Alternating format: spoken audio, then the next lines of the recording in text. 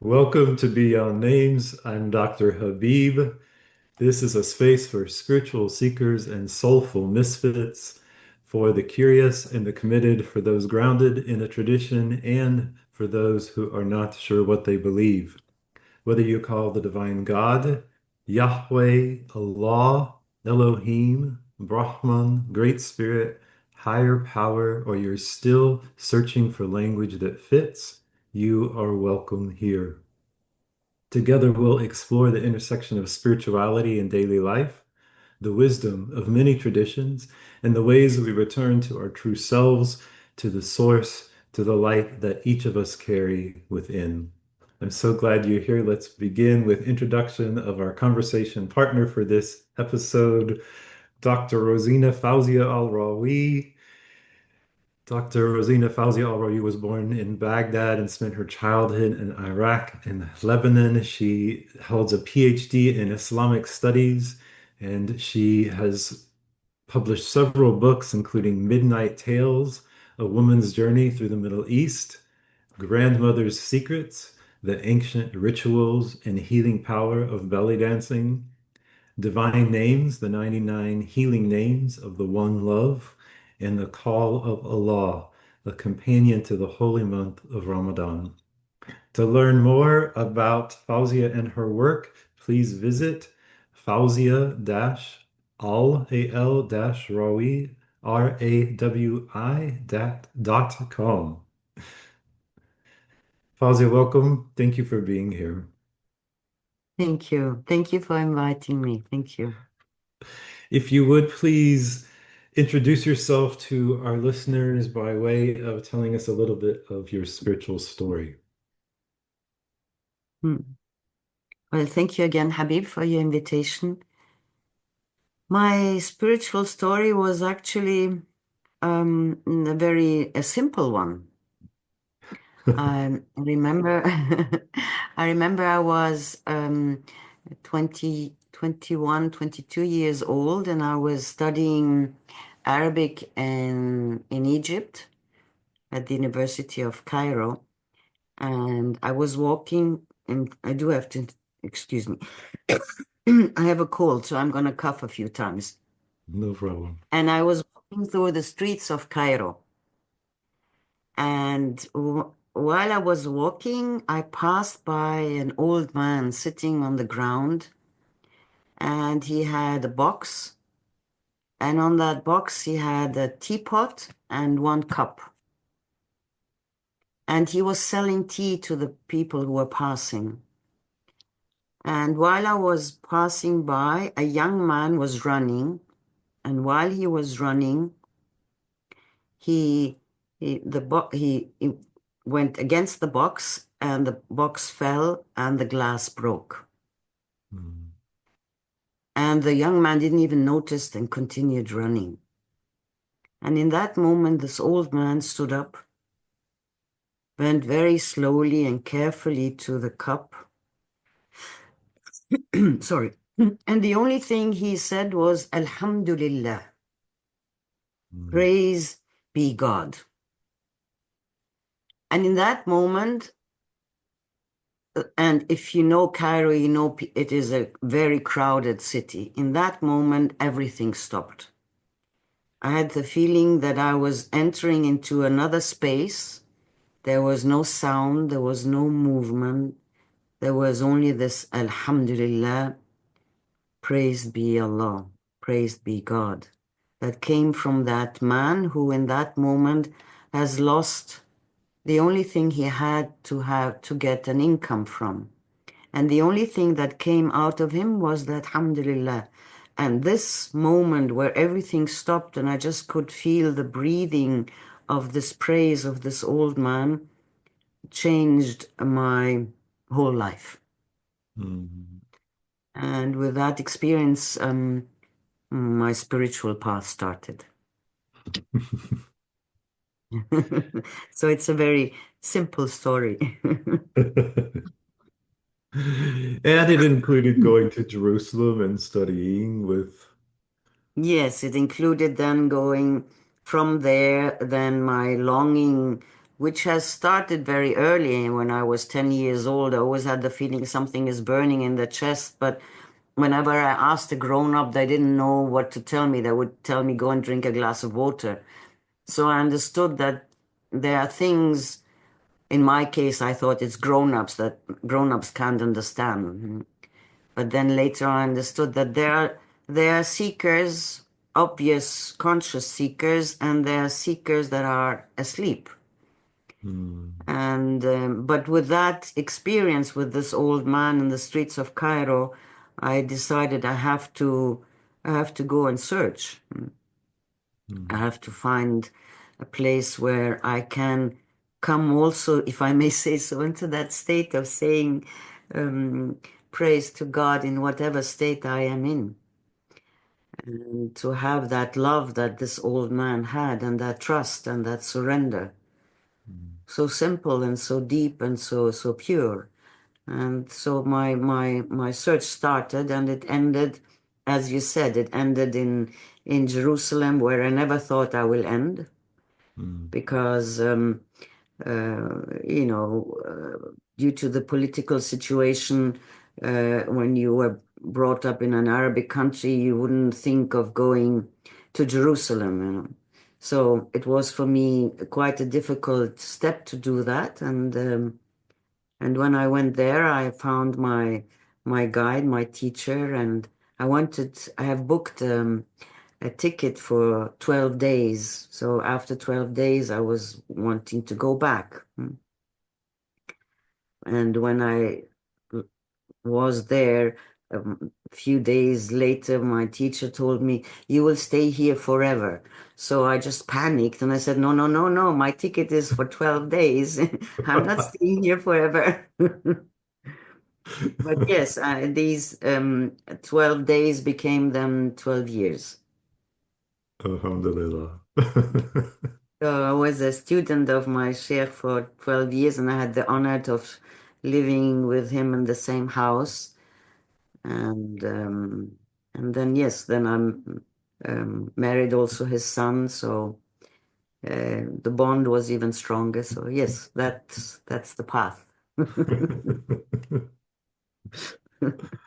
Uh, well, speaking of Jerusalem, one of the things that I admire and respect about you so much is your ability to hold the the unity in the face of difficulty, severity, oppression, hardship, all of the words that we might associate um, with what is happening in Palestine. Um, Mm, and when and you whenever that situation and I've heard people ask you about s- polarizing figures, political figures, for for a polite way of saying it, and you always refer to first the us, like you don't separate and you don't other, you don't make the other person um, in, as separate from the person who's asking the question, the person that they're mm, asking. You don't make the person they're asking about different from the person that who's asking, if I'm making sense.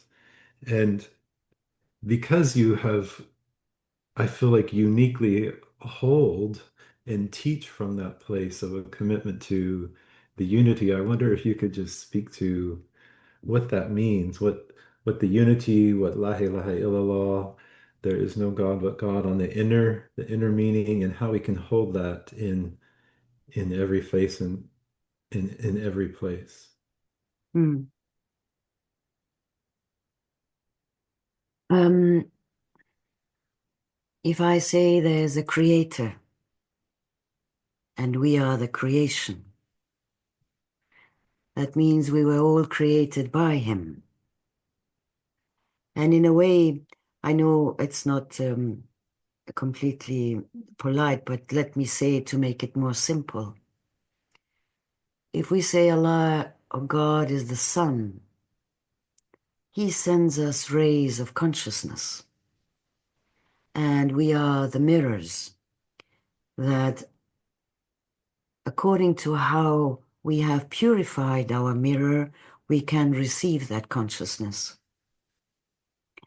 And the higher our consciousness is, the wider it becomes, because it is important, if you love and want to be close to the Creator, the first thing we do is to honor ourselves, because you can't say, I love God, but I hate myself. That's not the way you will ever come close to God. So to learn to be merciful to yourself is essential. And at the same time, it is essential for our growth to be merciful to others. What does that mean? When my consciousness develops from an ego consciousness to a universal consciousness, I can then go into a state of understanding. And understanding is, for us human beings, important in order to be able to transform. Understanding does not mean agreeing, but in order to see beyond the obvious, an understanding has to be, and in order to understand why the other one is behaving in that way, there has to be an understanding. Then the next step, I can say, I understand, but I do not agree. Then I can help on the root of things. So if I say there is a creator and there's creation, and humanity is then one family.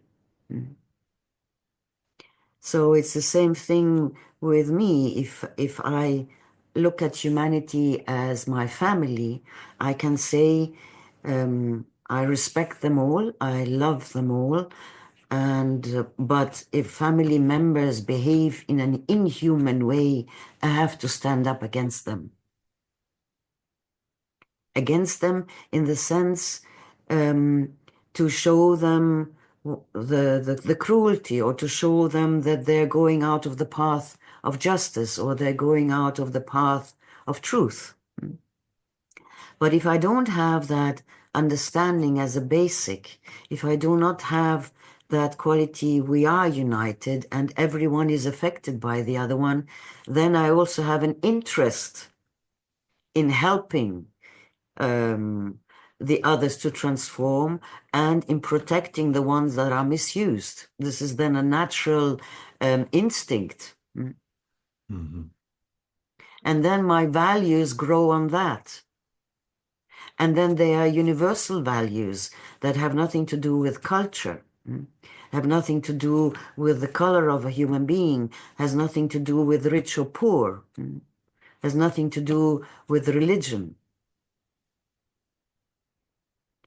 And this is what the Quran very clearly says: the ones who have that attitude are believers.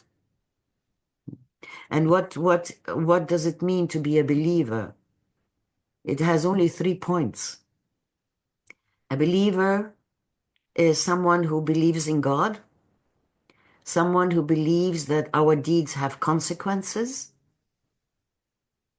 and someone who does good things. This is a believer. Now, whatever color it has on the outside, that's something else. Because religion is always the outer structure. It's the teachings, it's the rituals, it's the community, it's the laws, the sharia, it's the vessel that helps us guide our inner journey. So religion without spirituality is an empty shell. It's a ritual without heart. It's a dogma without love. It's obedience without understanding. So we need spirituality as well. And spirituality without the anchor of religion is like, how do you say, a sail without an anchor. Yes. Mm. It moves according and drifts and can enter into self-delusion. And also sentimentality without depth. Mm. So ideally, it would be to have both. So religion gives form to spirituality, and spirituality gives life to religion. But as I said, the inner is this attitude, or these 3 points should help us go through life and stop doing separation, but seeing what we have in common. Because it's the believers, if I may say so, with these 3 points that help us to find what we have in common and to stand up for each other, especially in times of crisis where separation is so loved by the ego because it thinks it needs to protect itself. So it translates separation as protection.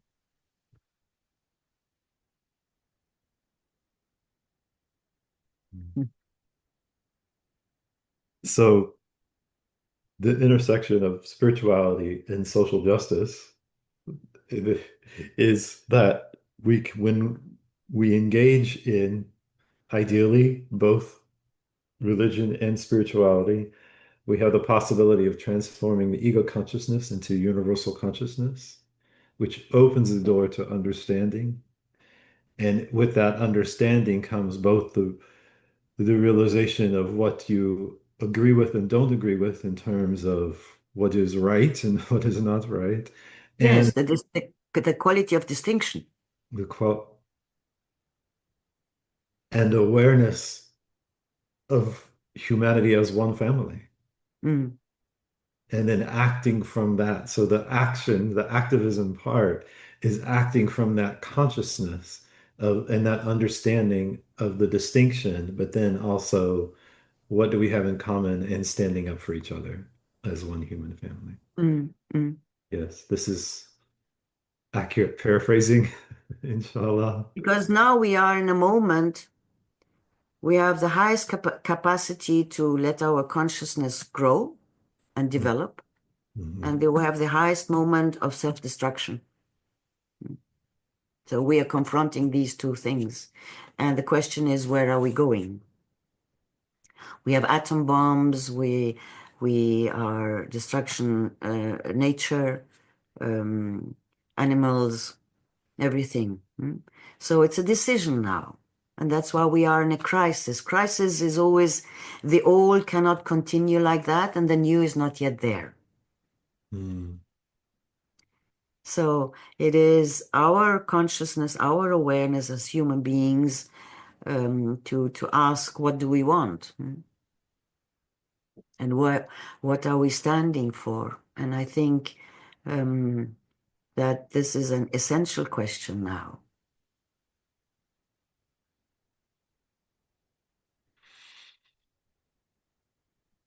One of the things that I also want to ask you about, you just mentioned nature, and I also want if you could speak to the intersection of spirituality and nature. And I can't help but it's from you that I heard the saying that an hour contemplating nature is worth, uh, I don't know, 70 years, I forget, praying in the mosque.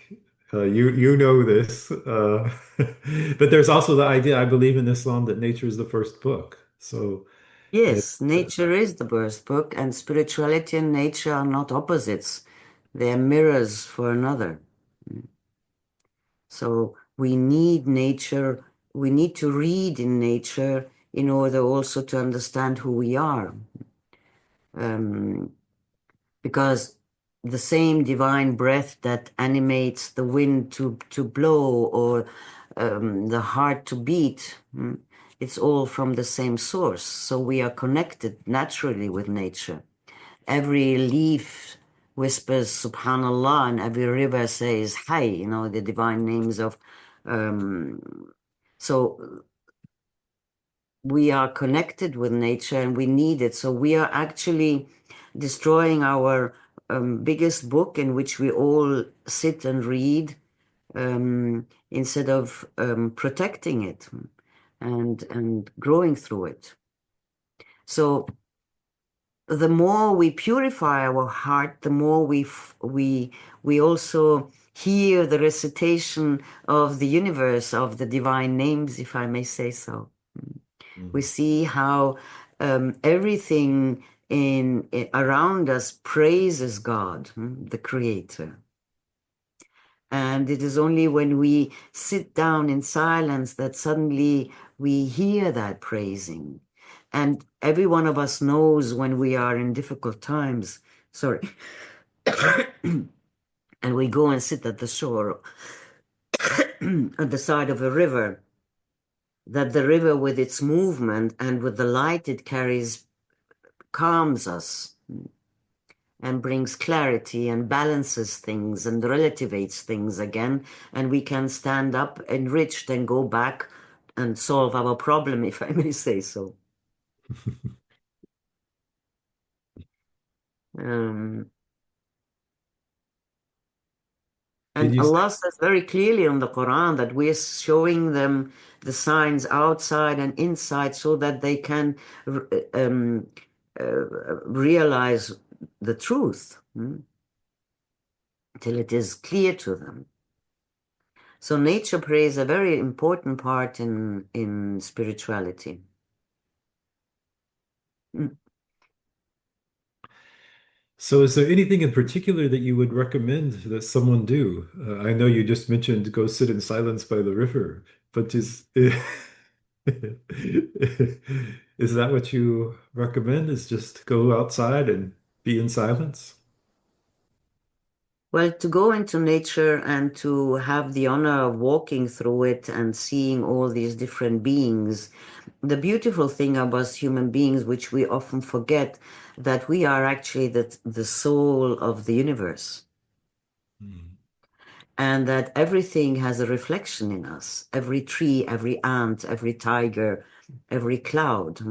Nothing is alien to us as human beings. We can, although they are from different worlds, they are not alien to us. We can connect with them because there's something in us that in our inner evolution, if you want, as in the wombs of our mothers, we have gone through the state of the mineral and the plant and the animal before we get the soul of a human being. So nothing is alien to us in nature.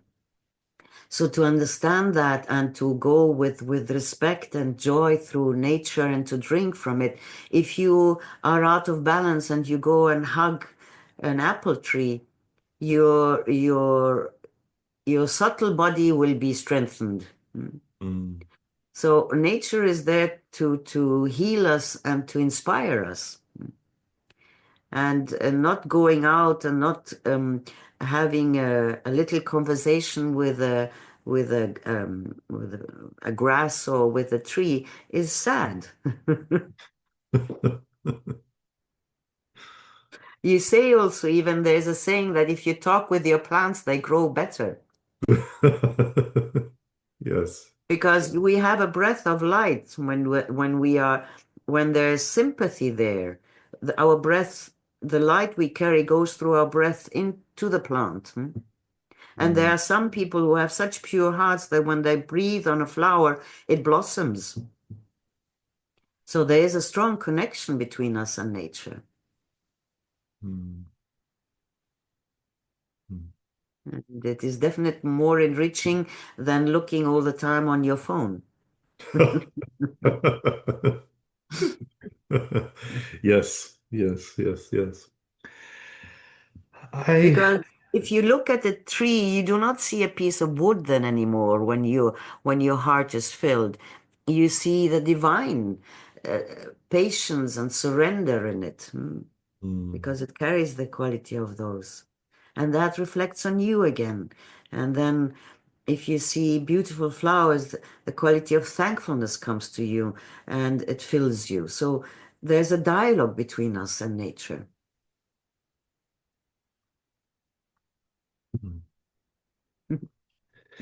You brought up phones. And I can't help but I'm going to try and connect a couple points, your comments around religion and spirituality. And when you brought up looking at our phones, and I feel that this we have a society that is primarily based or largely based in, especially in our youth, but actually many ages, where looking at a screen and not dealing with each other directly has become more and more common. And I feel as if I could be wrong, but I feel like that there's been a commensurate uh, decline in the amount of respect that we give each other to go with that. That like it's become normal, I think, because people were online or they were on a phone, and so somebody would post something and then you could just comment, but it wasn't like to somebody's face, and so it became somehow permissible to say something that you would never say if you weren't in person. And now it seems like generally we have a phenomenon where students te treat their teachers in a way that we would never have seen before, or we see children interacting with parents in a way that we would never have seen before, or students and their professors in the college setting, um, employers and employees, and that there is this general phenomena of disrespect becoming the norm. Mm, mm, Um, and I was wondering if you would share something about the Sufi concept of adab, which I know is much more than politeness. It's inclusive of good contact and so much more. But I wondered if you could share any thoughts on this trend that we have culturally, at least here in the US, so strongly around being quite disrespectful to each other. mm. I think when you are very much, when the contact you have to the world and to human beings through a machine or through a phone, what you stop doing is filtering. You do not more filter your emotions, no more your ideas, and whatever you don't like, you just delete.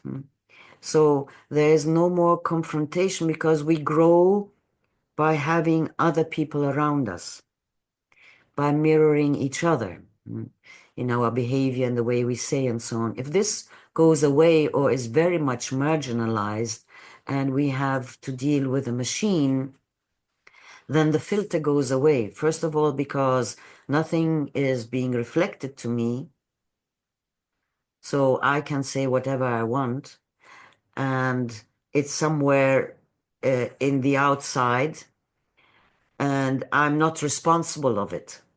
So I Hmm. throw something out, and the moment I throw it out, I'm no more responsible for it. So what we're doing is actually we are creating human beings who say whatever they want without thinking of any consequences, because when it's thrown out, it's no more me. So I don't identify myself with what I'm doing. So I don't really have responsibility.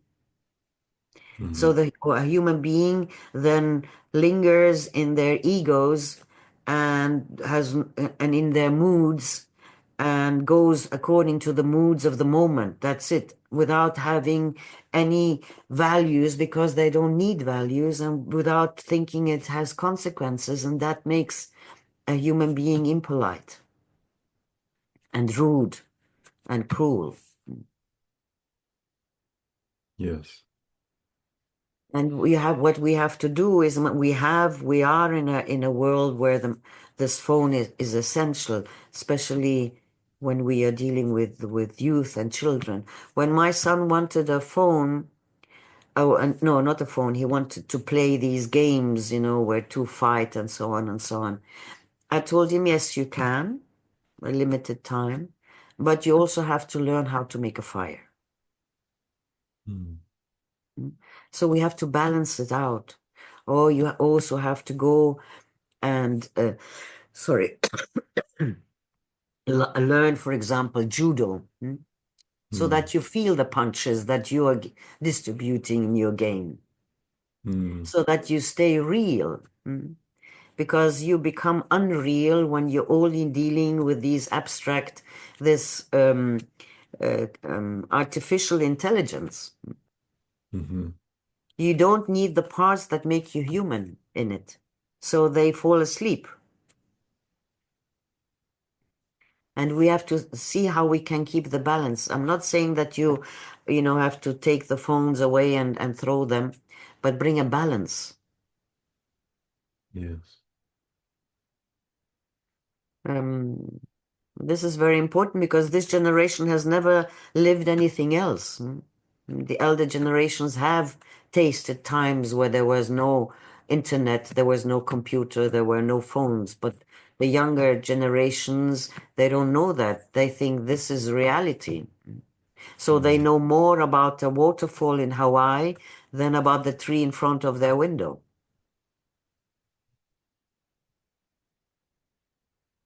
So we take them away, we put them into a world that is artificial, and at the same time, we want them to behave like human beings, with respect, with honor, with politeness.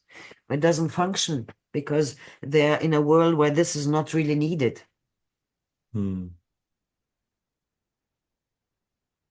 The balance is always important. Mm. So how do we, if,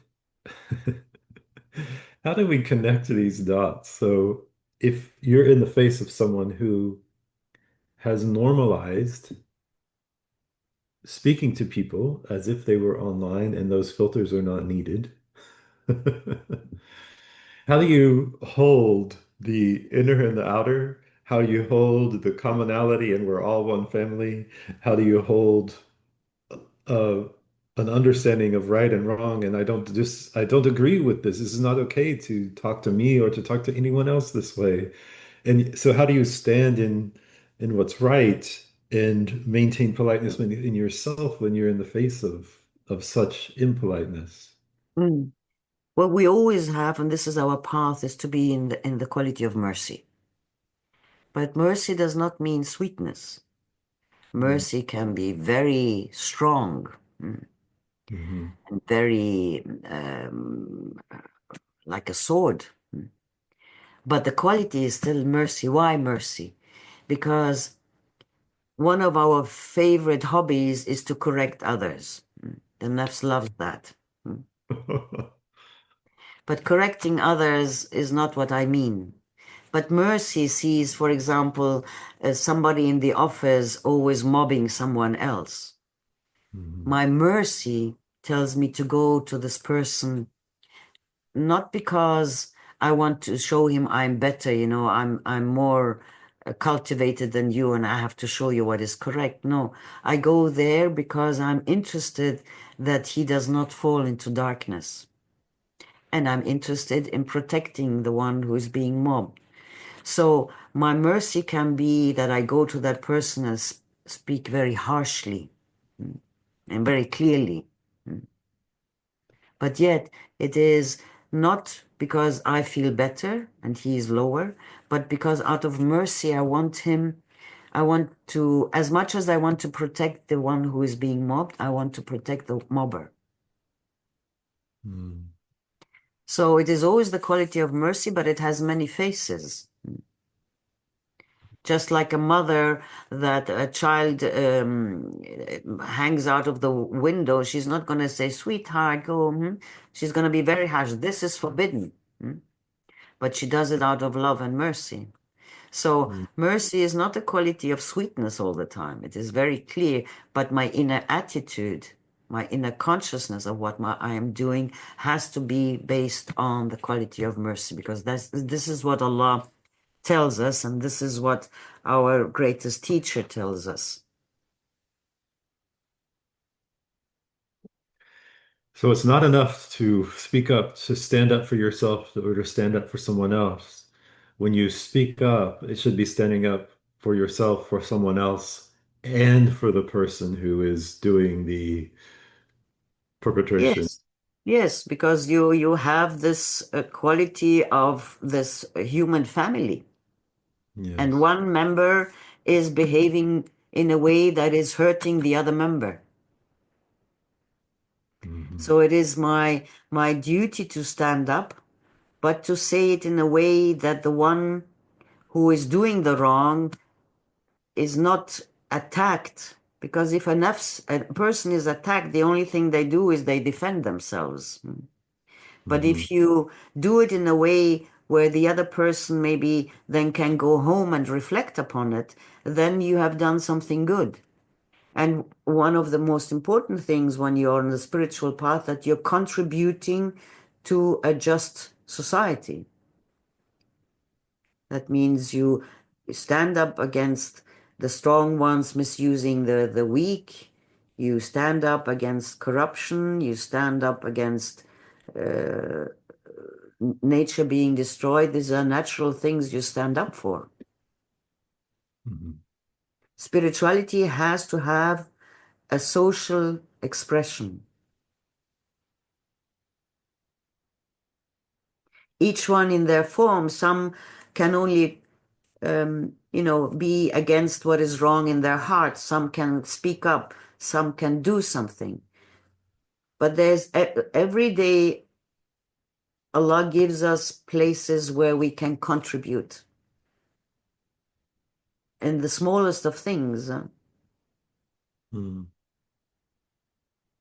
Even giving water to a pot, a plant in a pot, is Mhm. spreading mercy. Mhm. So what I'm trying to say, don't make yourself small, but be conscious, a conscious contributor.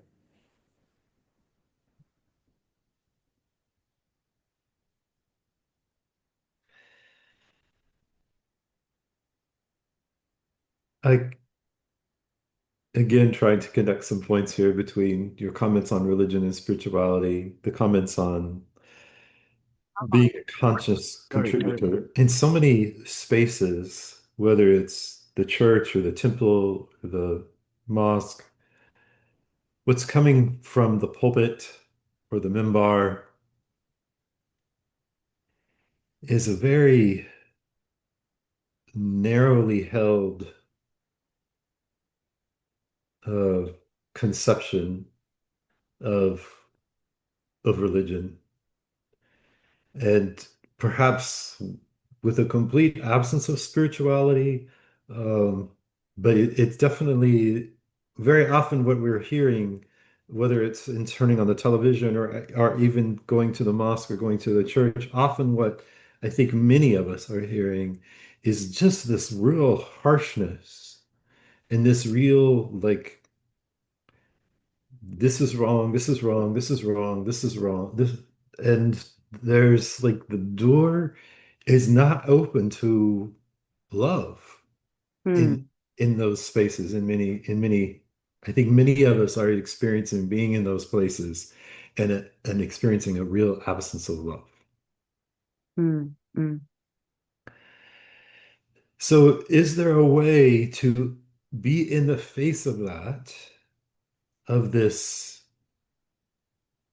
narrowness, this I mean, from my experience, I almost I have this feeling of this person may think that they have so much knowledge and they think that they are spreading knowledge and they I believe that they probably have good intentions, but what they are saying is absent from love. And from my perspective, if there's no love in it, then they don't know God. hmm, So, is there a way to be in this way that you're talking about of the one human family, where if you speak up to the person who's being disrespectful, that you're speaking up on behalf of yourself, on behalf of the person who was the recipient, also on behalf of the person who is spreading this disrespectful way of communicating. Is there a same way to bring that into being in the face of this? I think you used the word dogma without I forget the phrase that you used earlier, but being in the face of that um, narrowness that seems to completely lack heartfulness. Hmm. Well, generally speaking, what does religion want to do? It says, know Him, know God, know Allah. And most people try to introduce God or try by telling us what He says you should not do, Hmm. and by scaring us in order not to do it. There are some who talk about religion, talking about the beautiful sides. That's true. But generally speaking, a religion says, know Him. Hmm. Spirituality says, be with Him. Hmm. Mm. So I can listen to the ones who tell me, don't do this, don't do that, don't do this, don't do that, because it's giving me knowledge. But if I don't then say the next one, which is spirituality, be with Him, then then the knowledge alone is very cruel, depending on who's talking. Some less cruel, some more cruel, some exaggerate, whatever. But at the same, it is that actually. What they're trying to tell you, and I'm sure many of them are authentic in the way they think, is know Him. I'm telling you. He's telling you, don't do that, don't do that, don't do that, don't do that. Okay. But they can't tell you, be with Him. Be with Him is somewhere is more the intimate. That's why the laws of a religion, as we say, has the word, the law has sharia, and it is the wide path that takes you to the water. But it is not that hidden path that shows you the inner oasis. This is spirituality, and this is when you be with Him. Then you can reflect and understand why God has put these laws. Um, how are they helping me to come closer to understand myself? So we have to distinguish between these two. And when you go and somebody preaches, you have to understand that this person is trying to tell you know Him, not more. Hmm. So I can say, well, this one is really extreme. I do not want to listen. Or I can stay and say, yes, interesting. I will reflect upon it when I'm with Him so that Hmm. I understand. The difference between spirituality and religion is the spiritual person wants to understand why. Why do I have to pray? Why do I have to fast? Why do I have to give part of my money to the poor? Why do I have to do this and that? Let me Hmm. drink from it so that I can do it out of love, not out of fear, not out of an exchange. I do this, and for that you give me, you fulfill the promises you have given. Then it's more, which is also okay. Hmm. But that's a follower of a religion. The other one is a believer.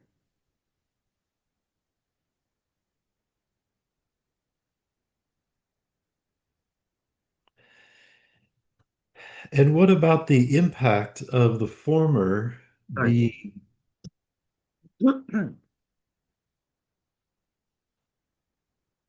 what about the impact of the former being making separation and driving people away from religion? Hmm. As I said, spirituality is very essential because it puts life into religion. And if you stay only with the outer forms of religion, you are trying to fly with one wing. Hmm. You need both wings. And the motor to hold them both is the heart in the middle, in the chest. Yeah.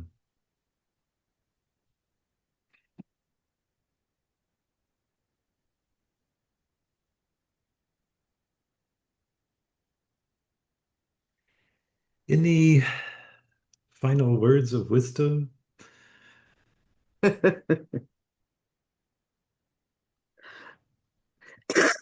Sorry. The final words of wisdom.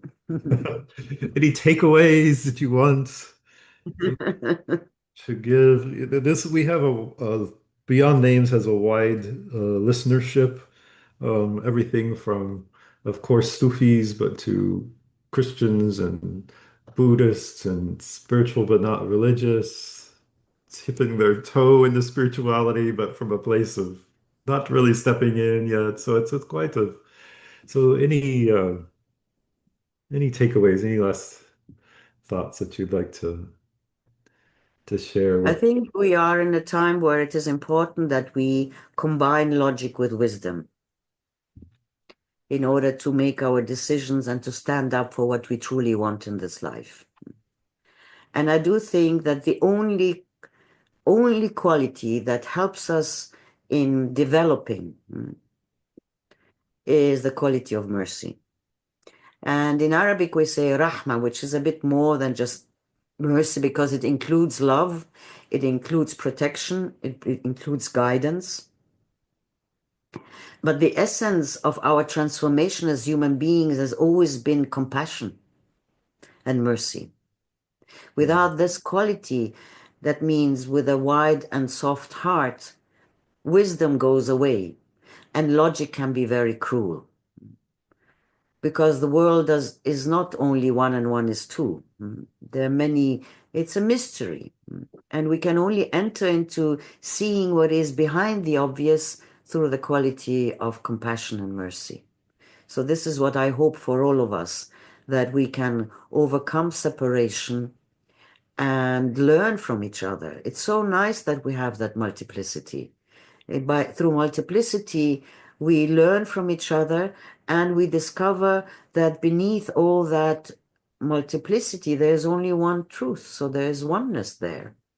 Without multiplicity, which is so amazing, we would not discover oneness.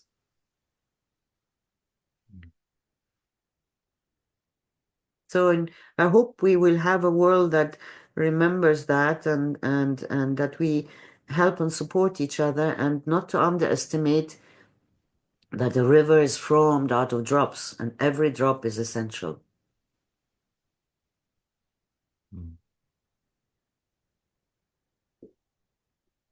Thank you so much for sharing your wisdom and your insights and your presence. Thank you. Thank you so much for your invitation. Do forgive me my coughing. Of course. Thank you for joining us on Beyond Names. Before we go briefly, if you would please pause for just a moment for one breath to reflect on what stays with you from this conversation with Fawzia.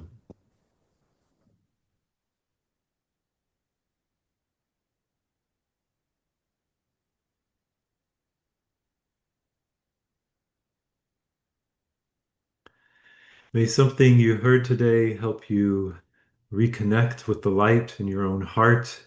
May you grow in compassion, clarity, and courage. May you find your way again and again back home to the divine, back home to yourself.